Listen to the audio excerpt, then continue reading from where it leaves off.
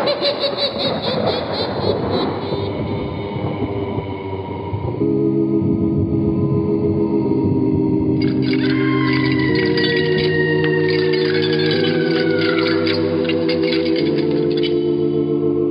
Mysterious Old Radio Listening Society podcast.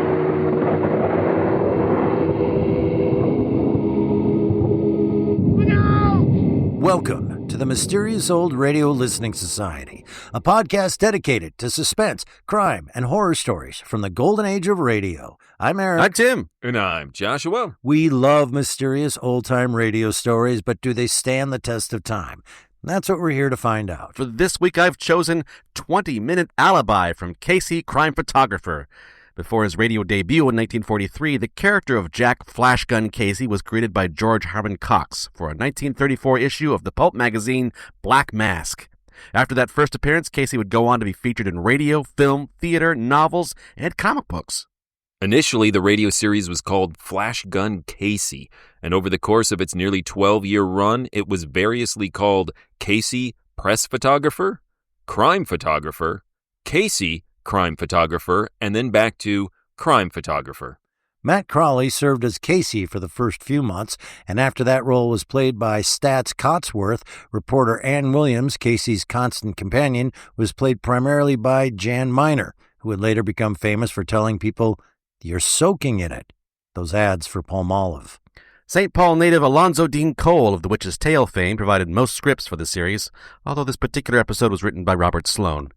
Let's listen to 20 Minute Alibi from what was technically called Crime Photographer at the time, originally broadcast February 20th, 1944. It's late at night, and a chill has set in. You're alone, and the only light you see is coming from an antique radio. Listen to the sounds coming from the speaker, listen to the music, and listen to the voices. The Anchor Hawking Glass Corporation brings you Crime Photographer.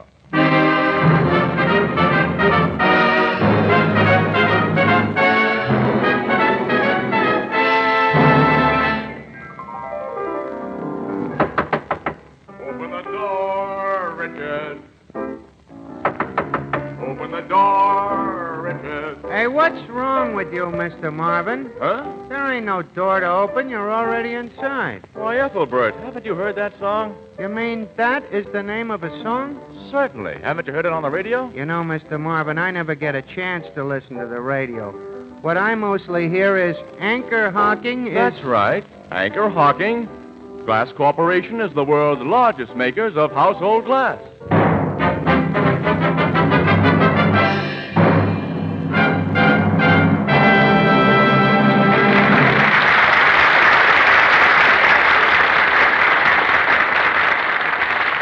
Good evening, ladies and gentlemen. This is Tony Marvin. Every week at this time, the Anchor Hawking Glass Corporation of Lancaster, Ohio, and its more than 10,000 employees bring you another adventure of Casey, crime photographer, ace cameraman who covers the crime news of a great city. Our adventure for tonight, 20 Minute Alibi.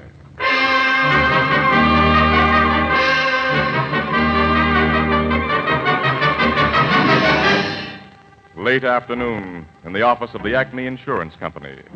A telephone rings on the desk of Mr. Edward Phillips. Acme Insurance, Phillips speaking. Mr. Phillips? Yes? This is Mr. Prescott. Travis Prescott. I've got to talk to you about my life insurance policy. Yes, Mr. Prescott. I've been having trouble raising the money for the premium. How much more time have I got? Well, I sent you a final notice sometime last week. Yes, you did, but what'll happen if I can't meet the payment?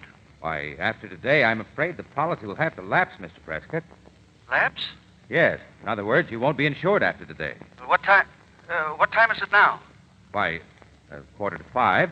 And I have until midnight to pay the premium? That's right, sir. But if anything happened to me before, the policy is still good now, isn't it? Yes, sir. That's all I wanted to know. Just a moment, Mr. Prescott. Mr. Prescott, what happened? Mr. Prescott! Mr. Prescott!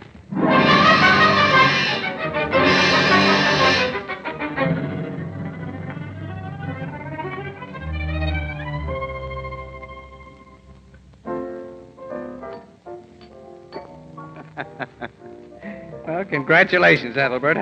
When did all this happen anyway? Last night, Casey, the bartenders were just having their regular monthly meeting, and they elected me. Oh, what do you know? Of course, I still think the reason so many people come in here is because they like to hear Herman Chittison play the piano. Boy, you got a point there. Like my sister Edna says, quote, eat, drink, and be merry because tomorrow you don't have to work. That is, if it's Saturday night. Unquote. But you know Edna. Yeah, I know, Edna. Hello, Ethelbert. Good night. Oh, hello, Miss Williams. Hi, Annie. Pull up a stool. You crazy. What did you have, huh? Not now, Casey. We got a job. Why? Well, where? What's up? Man got killed over at the Milton Hotel, shot in the head with his own revolver. Suicide? That's what Captain Logan's men seem to think. We better get over there right away. Well, what's the rush? Because I know you, Casey. If Logan says it's suicide, you're going to think it's murder.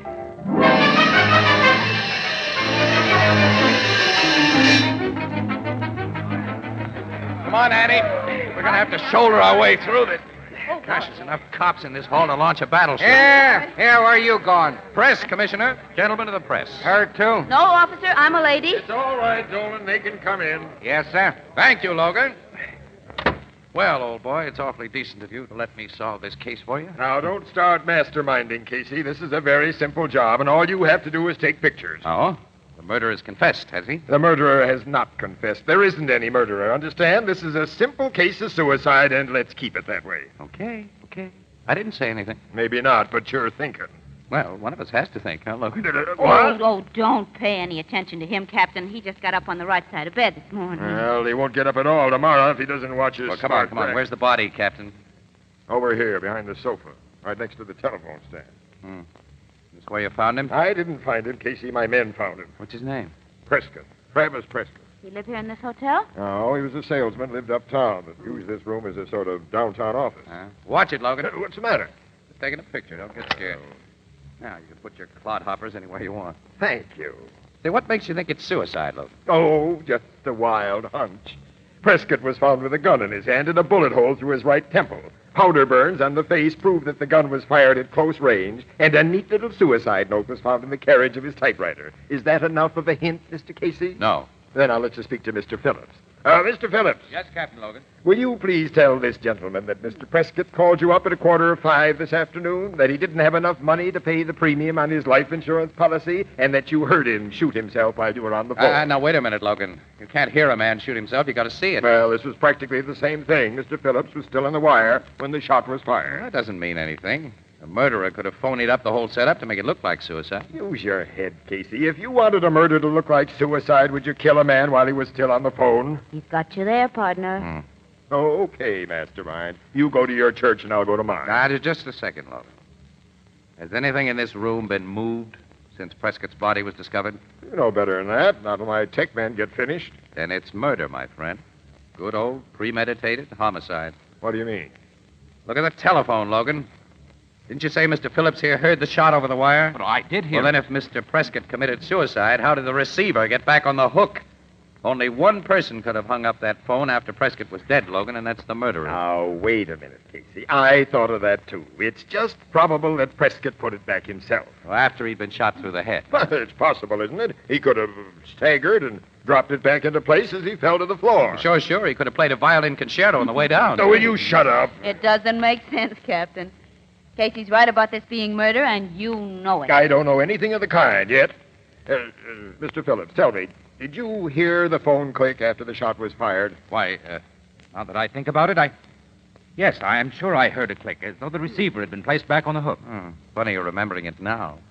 What do you mean by that? Nothing. I'm just passing the time of day until Captain Logan decides to start looking for some suspects. Yeah, how about that, Captain? Doesn't this Mr. Prescott have any friends or relatives? He's got a wife. Yeah? Why isn't she here? Yeah, she probably will be any minute. I sent word to her just before you came in. What was her reaction to the news, Captain? I don't know. I wasn't the one who broke it to her. Can't go in there. That sounds like her now. Easy, lady. Let go of me, please. It's all right, Dolan. She can come in. We were expecting her. Yes, sir. Where is the officer? What have they done with him? No. Just a minute, please. Is he dead? Is he really dead? Tell me, how did it happen? Please. Now, you've got to... Oh, in the name of heaven, officer, why are you keeping me from him? Why don't you let me see him? Travis! No. You mustn't do it. Travis, darling. Logan, for Pete's sake, will you take her away from him? No, I love him. I love him. I know how you feel, but you've got to pull yourself together now. Oh, let me stay with him just a little while. Don't you understand? I love him more than anything in the world. I'm terribly sorry. I know it's a shock to you. Oh, it's all right. Only I can't understand why anybody would want it. Who killed him, officer? Who killed him? Why, I don't know. I'm not entirely sure he was killed. Captain Logan thinks he might have committed suicide. Oh, but that's ridiculous. He had everything to live for. He told me so this afternoon. But you saw your husband this afternoon, Mrs. Prescott? Husband? Yeah. Aren't you his wife? Why, no. I'm Evelyn Warner. I'm Mr. Prescott's secretary.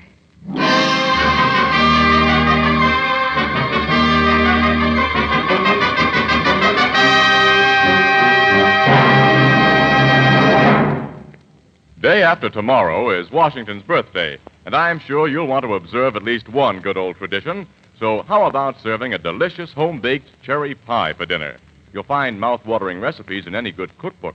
But to make those recipes turn out right, to ensure flaky crusts, evenly and lightly browned with no danger of scorching, be sure to use a Fire King oven glass pie plate.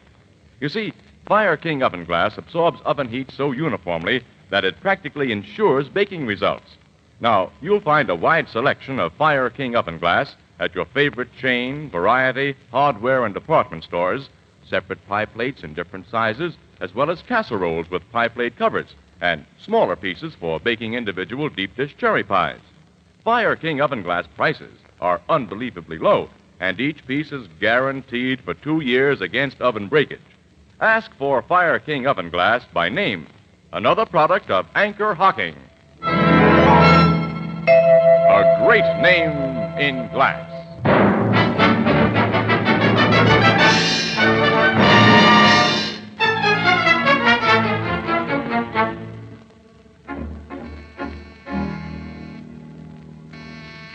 You've got your nerve, Casey, walking right up to Mrs. Prescott's apartment and ringing the bell. What do you expect to find out from her anyway? Somebody's coming. Yes? Oh, excuse me. I thought this was Mrs. Prescott's apartment. It is. I'm her father. Lane is my name. How do you do, Mr. Lane? Is Mrs. Prescott in? Yes, but if you're reporters... Oh, we won't stay very long, Mr. Lane. We just want to ask her a few questions. Well, I appreciate that it's your job, of course, but really we've been hounded by so many reporters this evening. Can't you come back at some other time instead of bothering Mrs. Prescott again tonight? She's been through so much. Well, we'll miss the morning edition. Yes, I know, but couldn't I answer your questions for you? After all, the police have been here, and the whole terrible shock of Mr. Prescott's death. It's all right, Father. You can let them in. But, Helen, I'm sure It's all right, Father. What's the use of pretending I'm upset about Travis's death? Everybody knows how he's treated me. Helen, I think it's a mistake Oh, to... come in, won't you? Let's get these press interviews over once and for all. Well, we'll make this a short one, Mrs. Prescott. Thank you. Helen, I think you're giving these people the wrong What's impression. the good of keeping up appearances? It's all over now. Once I can really act the way I feel. You sound as if you were almost glad your husband is dead, Mrs. Prescott. Don't say that. I'm not glad. But I'm not sorry either. See, I've been hurt so much these past few years. I'm just sort of numb about it. Does that seem very cold to you? Well, frankly, a little. Well, maybe it is. Then you didn't know Travis. You didn't know the pain or the heartache he could bring to those who tried to love him. He was a scoundrel. Really he was. I hate to say so now, but he treated Mrs. Prescott abominably when he was alive. In what way, Mr. Lane? In every way. He drank, gambled, spent my daughter's money. Spent it on other women. Women like that secretary of his. Oh, you know about her? Yes. She wasn't the only one. A little fool. He didn't care any more about her than he did about me. You think she might have killed him? If she was in love with him. Anybody who was in love with him might have killed him. Including you? I wasn't in love with him. Well, it doesn't really matter very much. The police think he committed suicide. Who, Travis? Not in a million years. My father's right. Travis wouldn't take his own life. He was much too fond of living. Then you think that he was murdered? I'm sure of it. By whom? Any ideas? That's something for the police to figure out.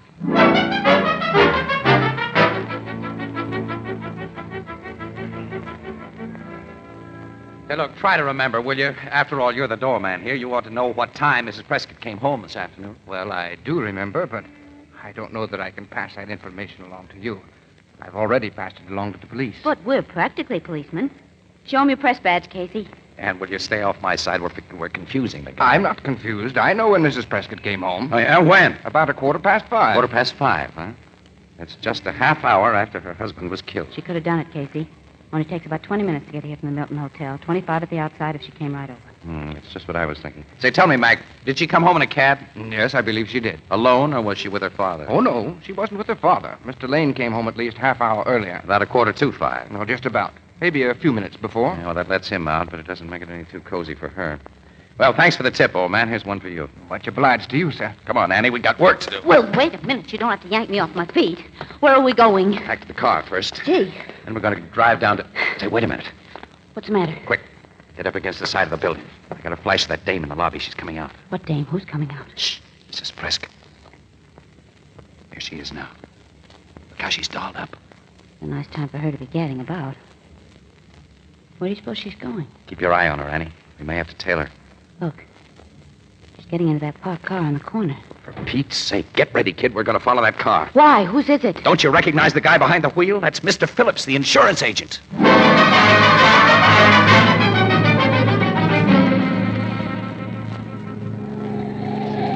Casey, we'll both be killed if you keep driving this way. Don't worry, Annie. I've still got 2 wheels on the ground. Well, let one of the others down anyway. Right, we're coming down for a landing now. Stopping up ahead. I wonder why. Everything looks closed up around here. Where are we?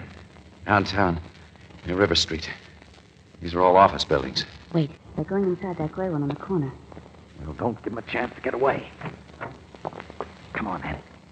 We got to find out what they're up to. Not so fast, Casey. I got high heels on. There's no time to call attention to your legs.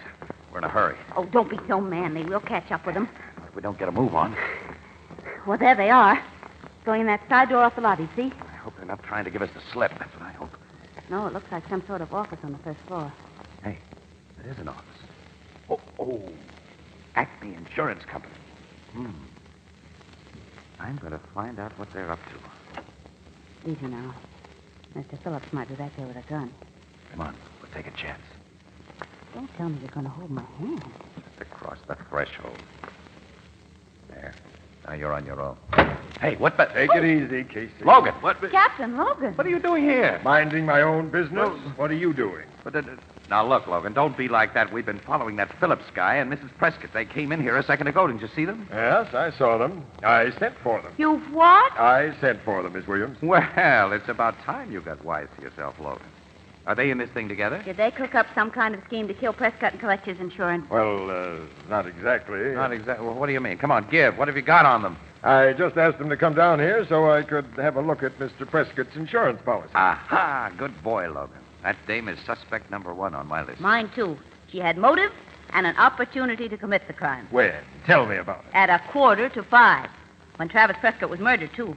And she didn't get back to her apartment until half an hour later. So you figure she was with her husband at the time of his death? Mm-hmm. Sure. Well, as a matter of fact, she wasn't. Oh, She's got an alibi, I suppose. You said it, Casey, an airtight one. At 4:45, she was at a bridge party uptown with over a dozen witnesses, so she couldn't have killed her husband. No, I guess not. then who did? I don't know yet. I've still got an idea it was suicide, remember? Yeah, I remember. Suicide or not, Logan, if you let that woman put one over on you, you're a sap. She has everything to gain by her husband's death, including that nice fat insurance policy. Well, the policy may be fat, but it won't do her any good. Why not? Because she's not the beneficiary. Mr. Prescott left the money to Evelyn Warner, his secretary.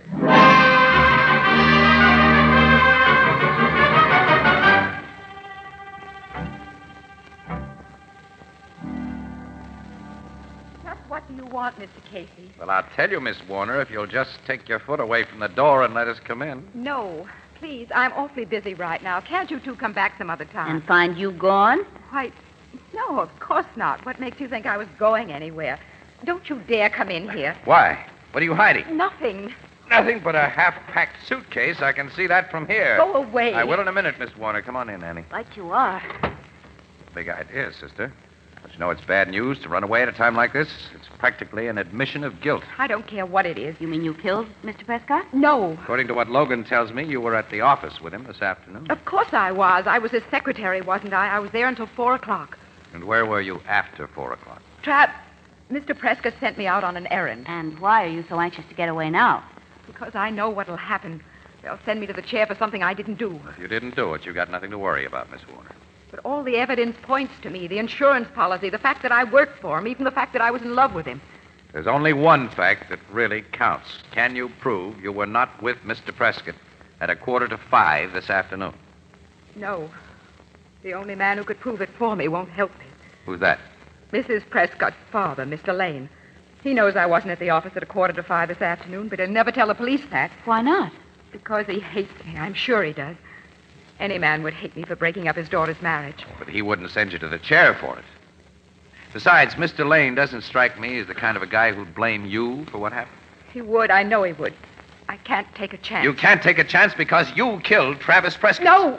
You'll have a hard time convincing him. Stand back. Hey, what are you Look doing out, there Casey, with that? she's got a gun. Stand back, both of you. I know how to use it, and I will if you get in my way. Don't be an idiot. You can't get away with this. We'll see about that. Close my bag. Quick! Now, put it on the floor and stand back. You're a chump to walk out of here with that gun in your hand. I'm not asking your advice, Mr. Casey. Just don't move a muscle till I'm outside the door. Stand just where you are. I'll take that gun if you please. Mr. Lane! What's the meaning of this, Miss Warner? I was just about to ring your bell. Hold her, Mr. Lane. I'll take care of that gun. Let me go, you stupid fool. Let go of me. Thank you, Miss Warner. You might hurt somebody with that thing. What's the matter here? What has she done? Plenty, Mr. Lane. Murdered your son-in-law and tried to make it look like suicide. She just gave us a cock and bull story about you being able to fix her up with an alibi. I don't understand. Didn't Mr. Prescott die at 4:45 this afternoon? That's right. Then how could Miss Warner have killed him? Huh? What do you mean? Well, Miss Warner dropped some mail off for me at the apartment this afternoon. I was with her at almost exactly 4:45.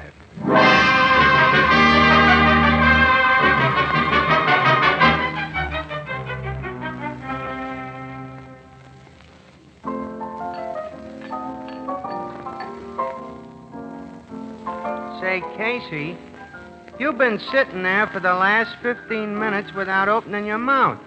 What's the matter with him, Miss Williams? To put it in simple language, Ethelbert, Casey is what we might call stuck. Oh. Does that expression on your face, Casey, mean that you're thinking? Yeah. Give me another cup of that coffee, Ethelbert. Awful stuff. Oh, Walter, bring Casey another coffee. I told you it was awful. You know Walter can't make coffee. You're telling me.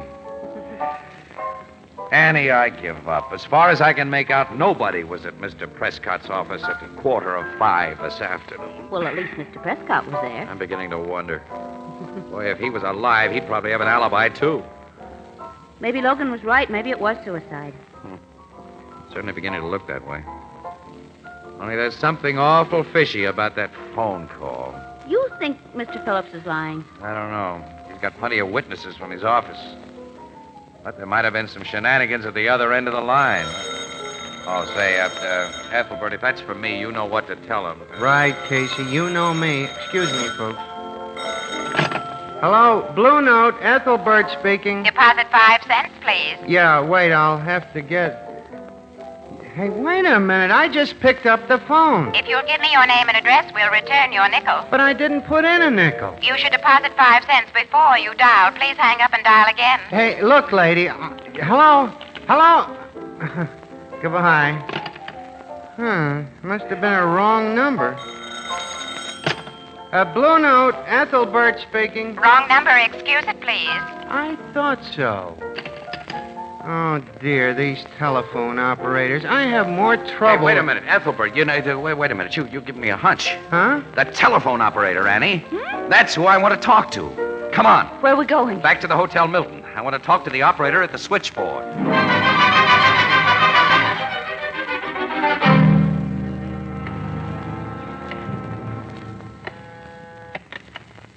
Milton Hotel. Just a moment, please. Now, what were you saying, Mr. Casey? Well, we wanted to have a look at the call sheet, miss. You keep a record of all outgoing calls, don't you? That's right. Are you from the telephone company? No, not exactly. But look, if you'll do this little job for us, we can get your picture in the paper. See, he's got his camera and everything. Yeah, here it is, right here. Well, what do you want to know? Oh, just how many calls Mr. Prescott made from his room this afternoon between 4:30 and 5 o'clock. 4:30 and 5 o'clock. Mm-hmm, that's it. Did he make any other calls beside the one to the Acme Insurance Company? Between 4:30 and 5 o'clock? Yeah. Gee, that's funny. According to the sheet, Mr. Prescott didn't use the phone at all during that time. Last call he made was at 4 o'clock. Let me see that, will you? Sure. Casey, what's it mean? Annie, it means we're dealing with a pretty slick murderer. That phone call Mr. Phillips got wasn't made from this hotel. That's so. What's more, Prescott didn't even make it. His voice was impersonated by somebody else's after the murder was committed. Yes, but Here, hold on to this sheet, Annie. We've got to get in touch with Logan right away. Operator, will you call headquarters, please? And... Hey, who turned off those lights? I don't know, but somebody slipped into this room, Casey. I saw the door close just as... Oh, Casey, help me! Somebody grabbed the call sheet out of my hand. He's got the list of calls. Don't worry, I've got him. Quick, turn on the lights while I hold him down. I'll find the switch, Mr. Casey. Now we'll see who murdered Travis Prescott. Mr. Lane. It's all right, Mr. Casey. I won't try to get away. Go ahead and call the police. Okay, Mr. Lane. So you killed your son-in-law? Yes. I had every reason in the world for killing him. After the way he treated my daughter, he didn't deserve to live. I made up my mind to kill him when he tried to borrow money from me to meet his insurance policy. Policy that would only benefit that secretary. After you shot Prescott, you went back to your apartment and called up Mr. Phillips, the insurance man. You impersonated your son-in-law's voice, and while Mr. Phillips was still on the wire, you fired a shot for him to hear over the phone. Yes. I tried to make it look as if Prescott had died at 4:45. Because I was already at home at that time. With a perfect alibi. When did you kill Prescott, Mr. Lane? At exactly 25 minutes after 4. That gave you a perfect alibi, all right. The only trouble is it gave everybody else one, too. Okay, Annie. Call up Logan.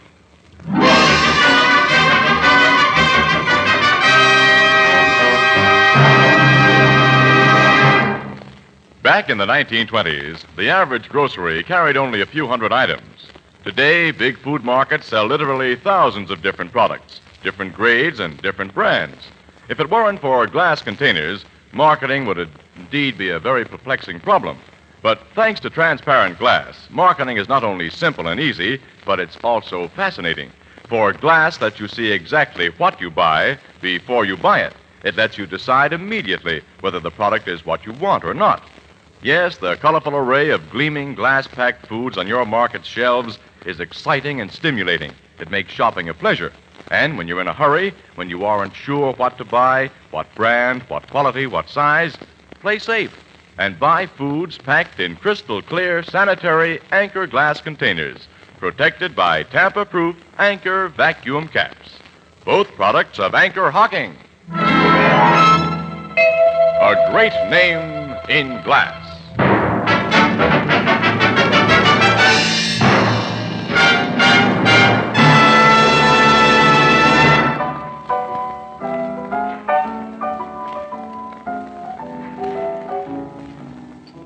Well, you see, Ethelbert, it was a perfect alibi. I don't see how it's so perfect if the guy got caught. Well, he wouldn't have been caught if it hadn't been for our man Casey. Oh, I don't know about that, Annie. Logan was onto that call sheet long before I was. He had a photostatic copy of it the whole time. Well, then why didn't he do something with it? If this Lane guy hadn't followed you to the hotel and made that pass in the dark, he'd have been a free man. Oh, not necessarily. No, Logan was playing the whole thing cozy, letting it pass for suicide and keeping an eye on all the suspects all the time. Well, if I ever commit a murder, I'm not going to make it fancy. Oh, why not? Well, you see what happened to this Lane guy. He should have known you can't commit a murder and make it look like suicide. Why? Because any man that commits a murder is committing suicide at the same time.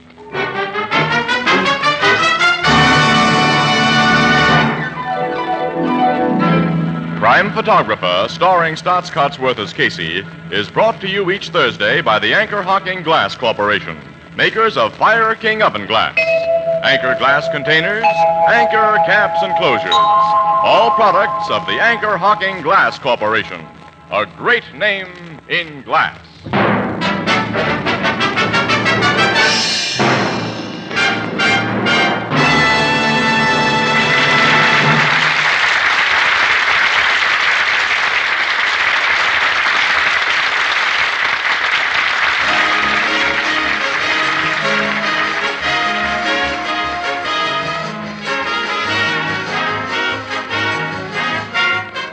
Crime Photographer is directed by John Dietz. Tonight's episode was written by Robert Sloan. The original music was by Archie Blyer, and the program features Miss Leslie Woods as Anne and John Gibson as Ethelbert. Thursday night on CBS is the biggest show in town, so stay tuned for exciting dramatizations on Reader's Digest Radio Edition, which follows immediately over most of these stations. If you are a young woman between the ages of 18 and 35, here's a way in which you can serve yourself and your nation. America needs student nurses to study for a high-paid professional career. Ask your local hospital for complete information.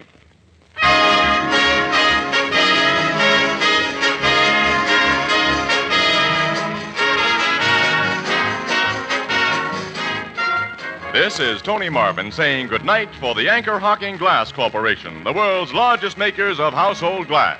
This is CBS, the Columbia Broadcasting System. That was 20 Minute Alibi from Casey Crime Photographer, or Photographer Casey, or the crime of photographing people, or crimey guy. Here on the Mysterious Old Radio Listening Society podcast. Once again, I'm Eric. I'm Tim. And I'm Joshua. That was Tim's pick this week. What instigated you choosing this? We recently had a Patreon get-together happy hour that was themed around cats. That's not pertinent, but that's true. And one of our Patreon members recommended an episode of Casey Crime Photographer, and I did not choose it because apparently I'm a jerk to our Patreon. But it did make me think, like, oh, we have not had Casey Crime Photographer. Maybe that's why they kept changing the name. We have not had Casey Crime Photographer on the podcast, and we ought, because it's a big deal. It's a huge run, and it's our beloved Alonzo Dean Cole was the scriptwriter. But not for this one. Not for this one. The reason I chose this one in particular, I listened to a bunch, and I don't know if you guys have listened to a bunch or not, but this series has a big playground. There is a wide variety of types of episodes, and so I wanted to grab one that, like, this is kind of a good baseline before I bring in some of the weird stuff. Nice. Aww. So start with the weird. That's what I normally would have done, but to clarify, our beloved Alonzo Dean Cole, because he's a radio writer from St. Paul, Minnesota. I don't care where he's from, but I like his witch's tail. Right. I like your witch's tail. Nice. Swish it. So you just answered a bunch of questions for me, and the first of which is, have we ever listened to this before? So I'm glad to find out we haven't. So this would be, is my recollection, the first time I've ever listened to it. I will be honest with you, I've heard of it, and it comes across in my internet scrolling from time to time. I didn't know that it was featured in radio and film, theater. I didn't know it was this big of a thing. And now it's a franchise. I feel the same. We could perform a Casey play, in theory. I'm starting to feel the same way I did about Johnny Dollar. Like, is this a big deal? I've heard of it. Famous. Yeah. And it's good to hear that there's a wide variety of how this was presented. There's all sorts of ways to do this, because right now, from this episode, what I get is, wow, this guy takes crime photographs and is given a lot of leeway to do whatever the hell he wants. No, right? Yeah, sure, let's listen to the crime photographer guy. That struck me, too. The cop is so patient. Barges right in, and I kind of imagine him telling everybody what to do while he's, like, just snapping pictures without even, like, looking where he's aiming the camera. Like, I'm a photographer, see? I've snapped some pictures. Now, here's how we're going to solve the mystery. Right. So he must have put a base down of solving a lot of crimes in the past where they allow him to speak I have up. to assume that it's hey, I will help you solve this and not make you look like an idiot while I do it. There are a couple moments where I thought to myself, when is he going to turn into the Shadow? Because it felt a lot like the way Lamont and Margot just barge in into crime scenes and just start telling the police how to do their job. Right. Or just barge into that lady's house. Yeah, you're packing, I see. Come on in. Although, to their credits, the series has a little variety. They do at the end say like that the commissioner chief, whatever role he has, was like, oh, he kind of knew the whole time what was going on, but he had the list of phone calls. Mm-hmm. Yeah. But he was just like, I want to see what happens. Yeah, so he wasn't quite the idiot in the end that Weston usually is in the Shadow. Right. Or Lestrade. Yeah, they're all idiots. Yeah, so that's the first thing that struck me is the premise to write these is that he's on the scene because he's a crime photographer. That gets us in on the storyline. That gets us into how he is involved with all these crimes. Yeah. So it's a great premise. From this one episode I listened to, what fails for me is that leeway.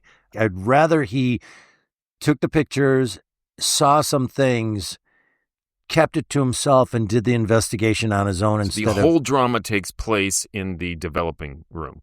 Right. But sounds like a Quiet Please episode where he's just having a monologue with himself as he develops pictures. It's probably no coincidence that there is this Venn diagram overlap with the Shadow of both being from pulp magazines of we accept the milkman who fights crime. Right. Yeah, right. They just needed the thinnest reason for someone to appear at a crime scene. But Lamont, it's just, I'm rich enough to be here. Right. Get out of my way. He's technically a journalist. Technically, I'm like, why do I hate photographers? That's not real journalism.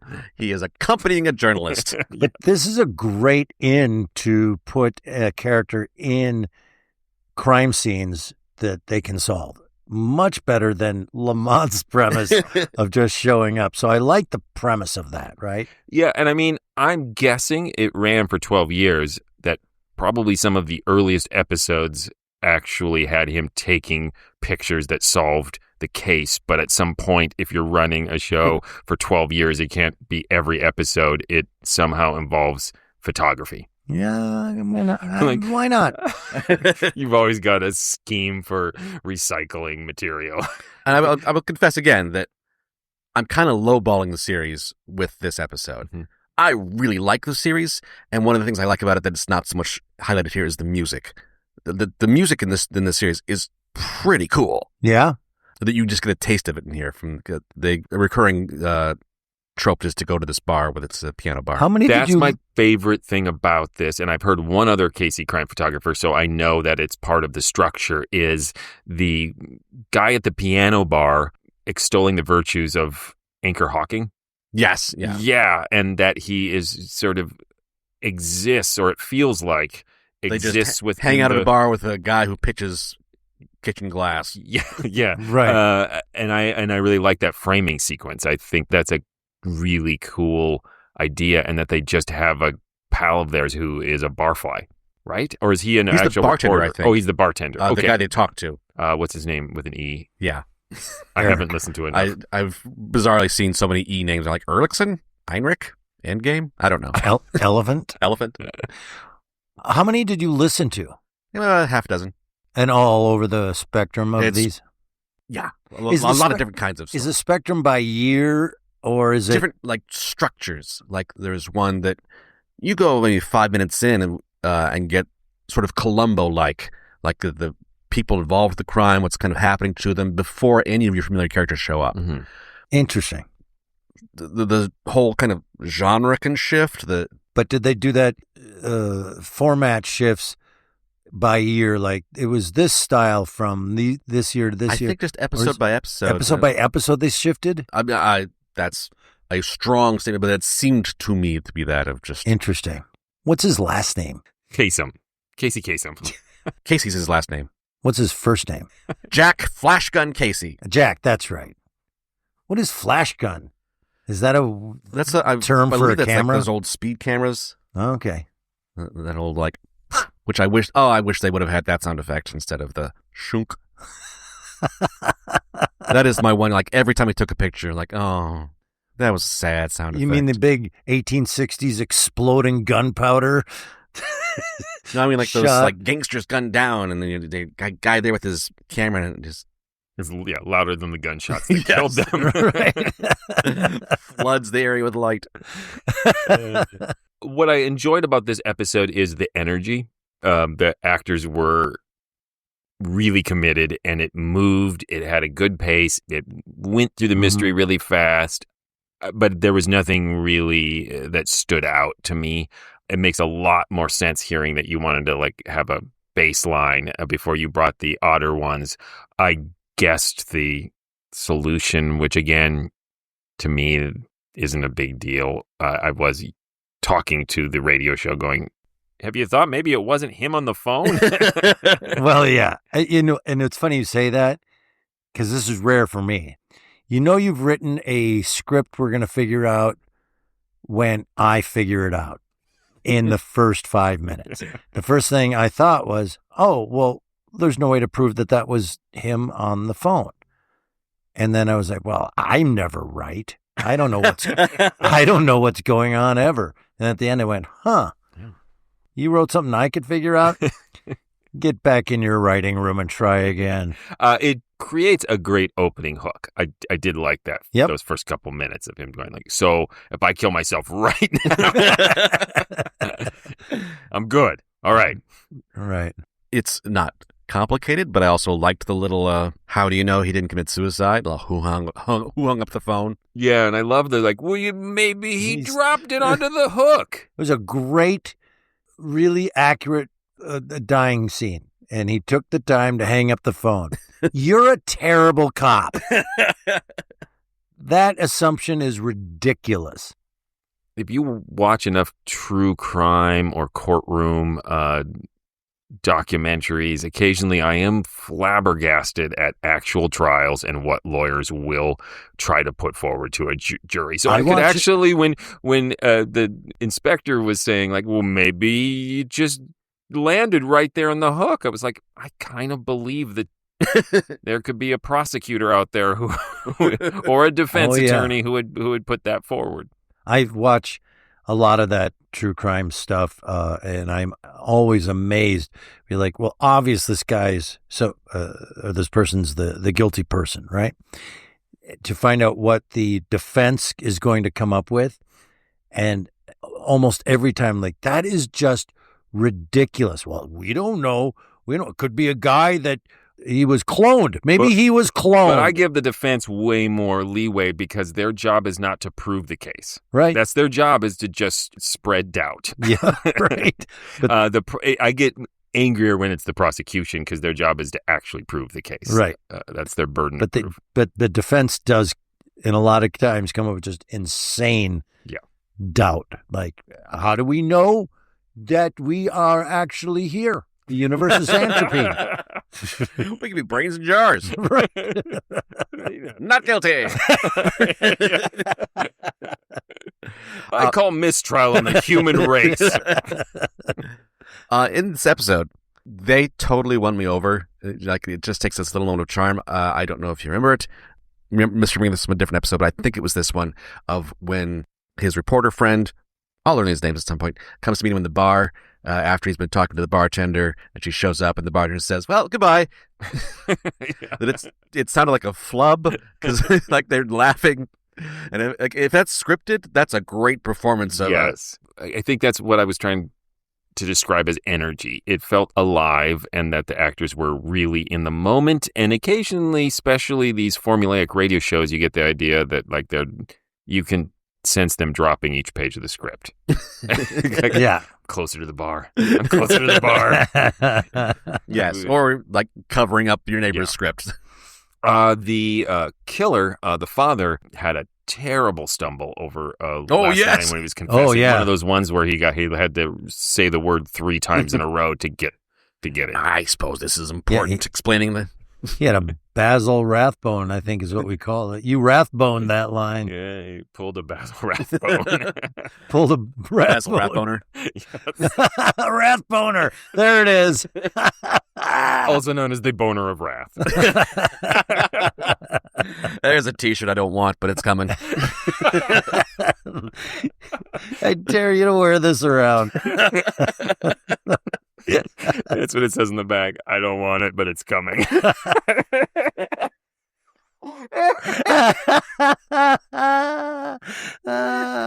a great episode, Jim. Thank you.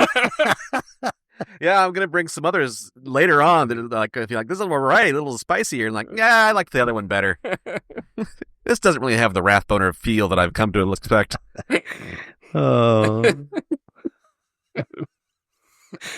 Well, what other thoughts do we have on this? Do you know that Anchor Hawking still exists Yes. and is still in business? Wow. We occasionally get product at Whole Foods that is bottled in Anchor Hawking glassware because I've walked by it going, what radio show is that from? So thank you at least for helping me. This has been like for a year I've been going, that's a sponsor on a radio show and I can't remember which one it is. It is one of those products like, why did you choose to spot? I guess like it's kitchen goods that are. Well, it's a great commercial where he's like, now you can see the food you buy.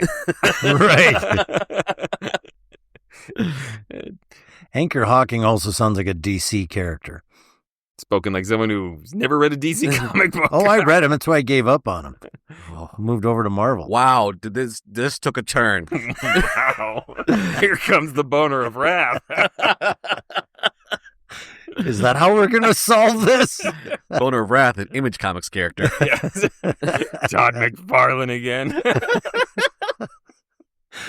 Are we ready to vote? I'm going to say historically significant because the entire, Casey crime photographer thing was a huge deal and it ran for a long time, and this is one of them. So, and we've never delved into it, so historically, it was good to learn all of that. The episode itself, I will give production value and actors big credit. I think it was well done that way. I think the storyline was okay. And again, I know this is nitpicky. I just wish they would take that moment to just not have him be so belligerently involved and instead just kind of go, that's interesting, and then take it upon himself to investigate. It's a small thing. That kind of thing bugged me. But overall... That's not going to go away. Yeah, okay. And I mean, I just don't see how you get past that hurdle in a show that runs for 12 years, that every single episode, every writer has to find some new way to justify his entry into the crime scene. I think that would get old. Well, he's the crime photographer. That's how he gets in. Yeah. But just his discovery... He goes off on his own and doesn't go, hey, let me tell you guys what to do. It just takes the air out of the reality or the possible. I think it's the job of the police to be smarter. It's the police's fault. They're asking for this abuse. Yeah, I mean, I think it's the same dynamic as like Holmes and Lestrade. Just both of them are kind of down a step. Yeah. Oh, and Jan Miner. I don't know if this was Jan Miner in this particular role. I think so. Yeah, but... You may remember, I just barely remembered this. In addition to the Palmolive commercials, she starred in The Chase Long Distance. That's right.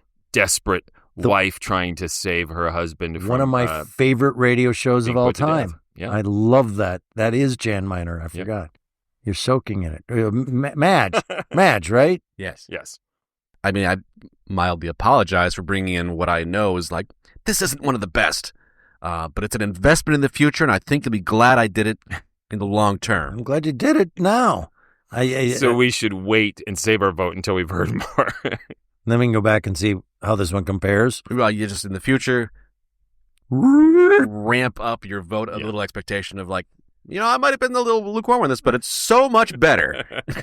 I just did a reference to last week's episode by making a time machine noise. Oh, well, thanks for explaining it. I had to because I realized how out of context that was. Eric's just having a stroke over there. You should edit that into last week's episode. So my vote's very similar. It's historically significant because this is an amazing series. And this is maybe an average episode of it. Yeah, I think this totally stands the test of time. This is the type of crime procedural mystery show that is still incredibly popular today. And I think the mystery works really well. It moves really well. I found all the characters entertaining. It just wasn't a really surprise or thrilling mystery, but I enjoyed it. So not a classic yet. I'm now excited about what the future holds. But I thoroughly enjoyed listening to it. We're going to run out of signalmen at some point, so maybe we switch to Christmas crime photographer. There's a Christmas episode. Yeah, it was once nice. Retitled to Casey Signalman. Tim, tell him stuff. Please go visit ghoulishdelights.com. That is the home of this podcast. You'll find a lot of other episodes there. And of course, you'll find our podcast wherever you get podcasts. But if you go to ghoulishdelights.com, you can vote in polls to let us know what you think, see what the poll results are, see what other people have thought, leave comments. You also find out, some history of the Mysterious Old Radios, some little bios of their hosts, little flourishes that just aren't there other places. You can also find our store, and you can find a link to our Patreon page. Yes, go to patreon.com/themorals and support this podcast. You, too, can be on a happy hour and subliminally suggest an episode for Tim to reject and bring an alternate to the episode. So we do really love interacting with our patrons, and the happy hour is just one of the ways. We also have a Mysterious Old Book Club. We have Discord for our Mysterious Old patrons. Some of them are quite young and not that mysterious, but we still give them that title. Obvious young supporter. So please, and your financial support really does make this possible. I think we've said it before, but without any money, we'd stop doing this. The Mysterious Old Radio Listening Society Theater Company performs live on stage audio drama where we do recreations of classic old-time radio shows and a lot of our own original work. You can find out where we're performing and what we're performing and how to get tickets by going to ghoulishdelights.com and do that. Get some tickets. Come see us. See where we're performing. It's a lot during the course of a year. Too much. But then also we record the audio of those live shows, and that audio is provided for our Patreons as yet another perk. So if you can't make it, at least you can listen to it as a supporter. Hey, what's coming up next? Next, we'll be listening to my pick, and that is The Judas Clock from Inner Sanctum. Until then... Look out! Watch it, Logan. What's the matter? Just taking a picture. Don't get scared.